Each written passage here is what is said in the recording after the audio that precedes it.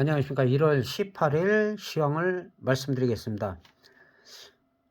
이번 주 돌아오는 토요일이나 일요일 날 영상을 올리려고 했는데 갑자기 저도 바깥에 나와 있는 상태에서 좀 상당히 불안감들을 갖고 계실 것 같아 갖고 갑자기 제가 영상을 올리게 됐습니다.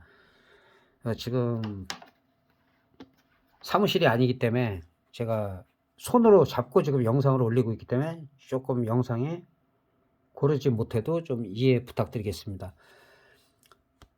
지금 미국 다우지수 같은 경우는 그 금리 인상 여파나 여러 가지 악재로 인해서 나스닥보다는 좀 견조한 흐름을 보이고 있어요. 그리고 루터킹 기념일로서 어제는 휴장했기 때문에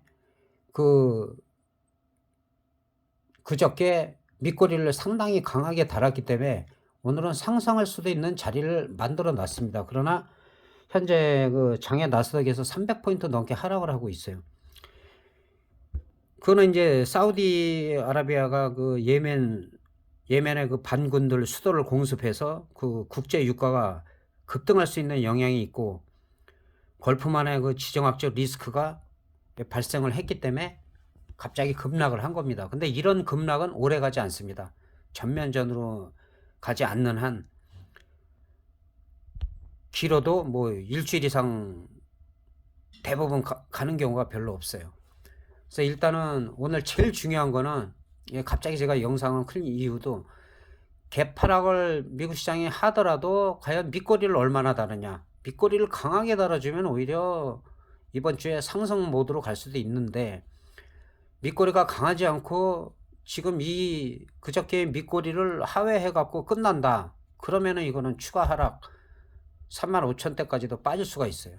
그래서 그런 흐름이 오늘 우리 밑거리를 다느냐 안 다느냐, 지금 뭐 금리 인상이나 무슨 다른 코로나 오미크론이나 이런 부분보다 지정학적 리스크가 단기적으로 나왔기 때문에 이런 부분들 때문에 오늘 시장은 상승할 수 있었는데 급락을 했다는 거, 그런 부분을 신경을 써주시기 바랍니다.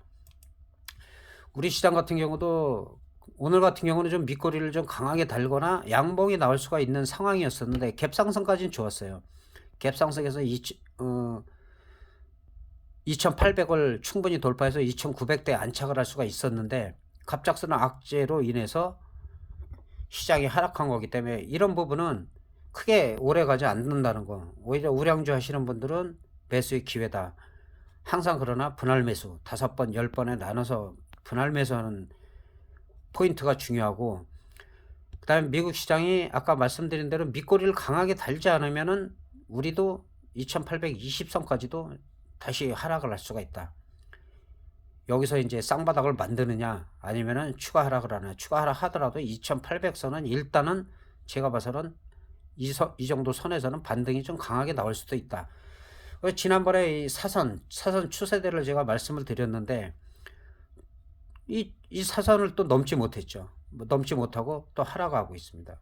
일단은 지금 제가 계속 말씀드리지만 중요한 건 우리는 빨리 3050에서 3100선에 안착을 해야지만 추가 상승을 노릴 수가 있고 단기적이 아닌 그런 추세를 바라볼 수가 있습니다. 그래서 1월 달에 만약에 시장을 2800이나 2820 또는 내일 미국 시장이 밑거리가 강하게 달려서 우리가 갭상승을 한다라고 치면 기술적인 반등이 2950에서 3000선 사이까지는 나올 수가 있어요. 나올 수가 있지만 또 여기서 맞고 떨어지면은 완전한 상승이 아니라는 거. 그러니까 1월 달에 약세라고 치면은 또 2, 3월에는 기대를 할 수가 있기 때문에 시장이라는 게 계속 하락할 수가 없어요. 지금 뭐 증권사에서는 또 2700선이 저점이다, 뭐 2750이다 그랬는데 그것도 얘기할 필요도 없고 2820선이 무너졌을 때 그 다음에 2800을 걱정하고 2750, 2700을 걱정하는 것이 맞다. 미리 겁먹을 필요 없다. 그래서 이런 지정학적 리스크에 대해서는 제가 러시아와 우크라이나, 그 다음에 중국과 대만, 그 사이에 미국의 강력한 견제, 그런 부분을 말씀을 드렸고, 우리나라는 대선이 끝난 이후에 지정학적 리스크가 발생할 수 있다라고 말씀을 드렸어요. 특히 윤석열 후보 같은 경우는 선제 타격 얘기를 하고 있기 때문에 제가 뭐 정치적인 거는 언급을 가급적 안 하려고 하는데, 일단은 북한으로서는 그동안 지금 문재인 정부나 노무현 정부 그런 쪽에서는 그래도 자기네들 말을 많이 들어줬는데, 자기네가 볼 때는 지금 주파가 아니라 매파가 득세를 하게 되면은 일시적으로 미사일 발사할 수밖에 없어요. 그래서 그런 부분에서 3월 달에 누가 되냐에 따라 일시적인 또 충격을 받을 수가 있다. 그것도 마찬가지로 오래 가지 않는다. 현물하시는 분은 지금도 마찬가지고 3월 달에 그런 부분 때문에 하락을 한다 하면 오히려 매수의 기회라는 거. 다시 한번 중요한 사항이라 말씀드리면은, 미국 시장이 오늘 밑거리를 얼마나 다느냐, 개파락한 후에 밑거리를 얼마 다느냐에 따라서 우리 시장도 내일 2900을 넘어가냐 못 가냐의 싸움이 시작된다. 하락하더라도 2820이나 2800에서는 일단은 지지가 되는 걸로 보고 있어요, 저는. 그래서 제가 지정학적 리스크에 대해서도 항상 말씀을 드렸어요. 계속 말씀드려. 그건 어디서도 터질 수 있는 거예요, 갑작스럽게. 그래서 그런 부분을 신경을 쓰시면 될 것 같고, 그리고 선물 옵션 같은 경우도 마찬가지죠. 선물 같은 경우도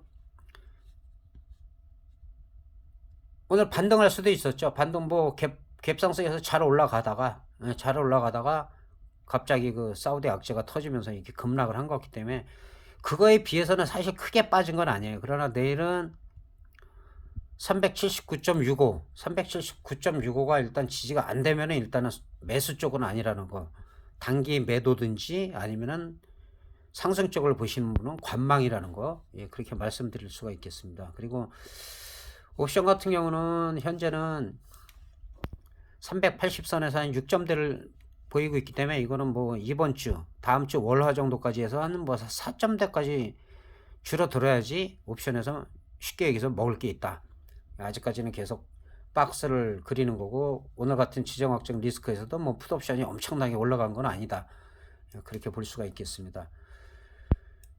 그리고 참고적으로 말씀드리면, 지난번에 전날 시세가 나왔기 때문에 만기날 그 가격에서는 터질 수가 없다.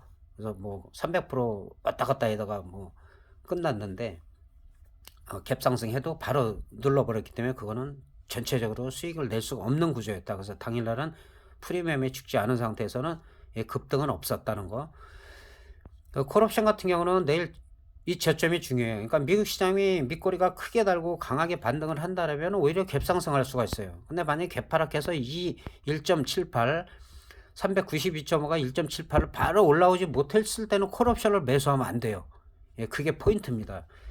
자, 풋옵션 같은 경우는 지금 상승을 했지만은 지금 기껏 해봐야 뭐 한 100%도 못 올라갔어요. 많이 올라간 거 아니죠. 만약에 이게 변동성이 있을 때는 만기 전후면은 이거 500%, 800% 올라갈 수 있었어요. 자, 풋옵션은 마찬가지로 지금 기준은 365인데 다른 거 봐도 다 마찬가지예요. 다 비슷하기 때문에 예, 그 가격대에서 예, 차트가 비슷하죠. 예, 그래서 대표적으로 말씀드리고, 365 같은 경우는 현재 94인데 2.17 올라가더라도 만약에 여기를 떨어진다. 그때는 또 풋옵션이 아니에요. 이거 또 빠지면 많이 프리미엄을 죽여야 되는 단계이기 때문에 많이 빠질 수가 있습니다. 그래서 아직까지 옵션은 적극적인 매수 단계는 아니고, 옵션 같은 경우는 제가 유튜브를 시작한 게 작년 설날 전입니다. 저도 그때는 뭐 지방에 있었고, 그래서 매매를 할 수 없는 여건에서 급작스럽게 유튜브를 올렸고, 주식하시는 분들은 풋옵션에서 50만원, 100만원어치만 해지를 해놔라 했는데, 그게 설 지나서 코로나 때문에 그랬지만 만 몇천 프로가 그냥 터졌죠. 그리고 기술적 반등 나온다 할 때 4,000% 터졌고, 코로나 재확산하면 더 크게 나온다 할 때 25,400%가 터졌습니다. 이 얘기는 뭐냐면 설날이나 추석 전후에 터지는 경우가 많아요. 그래서 일단은 이번 주에 잘 대응을 하시고, 다음 주 화수 정도에는 한 2, 3일 정도 한쪽 방향으로 갈 가능성도 있다. 그게 아니라면 2월달 만기 전후로도 변동성이 좀 심해질 수가 있다. 옵션 하시는 분들은 그럴 때 양매수를 노리면 될 것 같습니다.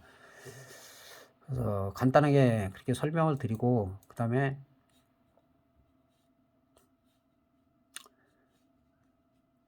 주식 대표적인 것만 몇 종목 살펴보겠습니다. 자, 카카오는 제가 11만원대, 원래 11만 4,500원인데 11만원대까지 여기가 무너지면서 추세가 무너졌다.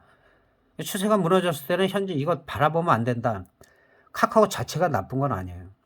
플랫폼에서는 네이버랑 같이 쌍벽을 이루고 있고 오히려 더 잘 나갈 수 있었고 실제로 가격도 50만 원대에서 액면분할했고 액면분할해서 잘 나가다가 지금 눌리고 있는데 우리나라 대기업들은 좀 뭐 대주주도 마찬가지고 재벌들도 마찬가지겠지만은 그 중역들이나 뭐 잘못된 부분이 많아요. 왜?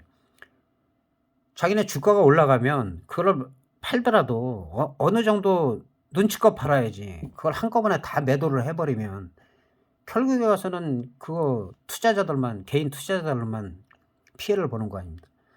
다 아시겠지만은 그런 부분들이 많이 작용을 하고 있는 거고 그리고 김영준 회장 같은 경우는 지금 제가 봐서는 일시적이에요. 일시적으로 뭐 멸공해 갖고 또 기업가 입장에서는 그러면 할 수도 있는데 뭐 정치적인 부분에 대해서는 그게 또 옳지 않았기 때문에 예, 그런 부분에 대해서 자세한 제가 말씀을 안 드리겠지만은 그거는 일시적이다. 어쨌든 간에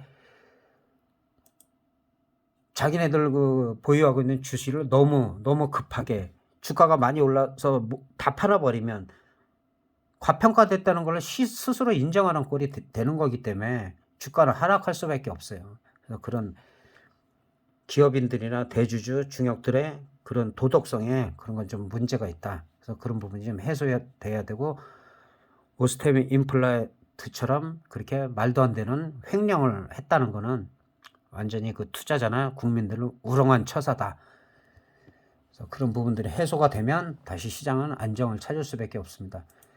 자, 삼성전자는 보시는 대로 현재 이런 악재가 터졌음에도 77,000원을 지지하고 있는 거는 아주 견조하다는 얘기야. 빠진다 하더라도 74,000원, 72,000원대에서 강력한 지지가 있기 때문에 그렇게 나쁘지가 않습니다. 그러니까 이런 종목들은 시장이 좋지 않을 때 조금씩 매수해가는 그런 흐름을 보이시면 좋을 것 같습니다. 그러니까 삼성전자 이 대표적으로 다 비슷해요. 요새 악재 때문에 다 한꺼번에 터지는 거기 때문에 대한항공도 그렇게 나쁜 편은 아니에요. 한국전력은 좀 문제가 있죠. 여기서 전기요금 인상한다. 그래서 쫙 올라갔는데 지금 모 대표, 모 대표라고 하겠습니다. 모 대표는 그 백지화 하겠다. 그 뒤로 별로 좋지 않은 흐름이지만 그래도 뭐 2만 원대, 2만 600원대에서는 지지가 된다면 매수해 볼 수도 있다. 그리고 현대중공업 같은 경우는 지난번에 이 지점에서 계속 말씀을 드렸는데 나쁘지 않아요. 이 정도 조정은 뭐 나쁘지 않습니다. 다시 한번 11만 5천 원이나 그 다음에 전 고점 12만 원대를 돌파했을 때는 또 시세가 강하게 날 수가 있다는 거. 이런 종목들은 장이 이렇게 나빠도 견조하게 흘러가고 있다는 거. 그래서 간단하게 지금은 악재가 그렇게 나온 상태이기 때문에 코로나나 그 오미크론에 대한 그 영향이 미미하다 하더라도 지금 미국 같은 경우는 지금 확진자들이 좀 심각한 수준이죠. 근데 그쪽에서는 뭐 감기 이하로 여기니까 그런다 하더라도 우리 시장에서는 좀 압박을 받고 있는 게 사실이고 네, 금리 인상, 테이퍼링에 따른 금리 인상, 대차 대조표 축소 이런 부분에서 호재가 없는 상태에서 또 오늘 사우디아의 그 예멘 공습 국제 유가가 또 급등하는 거 아니냐. 그러니까 작년에도 제가 계속 영상에서 말씀드렸지만은 주식의 뭐 종목만 알아야 되는 게 아니라 글로벌 시장의 시황을 알아야 되는 거고 유가의 움직임도 알아야 되고 뭐 브렌트유 세 가지가 있지만 우리나라는 서부 텍사스 WTI 중진류 기준이다. 그다음에 커런시워 그 환율도 상당히 중요하다는 거. 환율이 너무 급등을 해도 안 되고 급락을 해도 안 되고. 그래서 그런 글로벌 시장을 알면서 주식을 하든 선물을 하든 옵션을 해야 된다는 걸 다시 한번 강조드리면서 갑작스럽게 제가 영상을 올리게 됐기 때문에 좀 화면이 좀 고르지 않을 수가 있습니다. 그래서 그런 부분 좀 이해를 부탁드리겠고 또 다시 한번 이번 주 주말이나 또 다음 주에 제가 다시 영상을 올리도록 하겠습니다. 그 댓글 많이 달아주세요. 구독 좀 많이 눌러주시고 그래야지 제가 올해 좀 라이브를라도 좀 할 생각을 하고 있습니다. 대단히 감사합니다.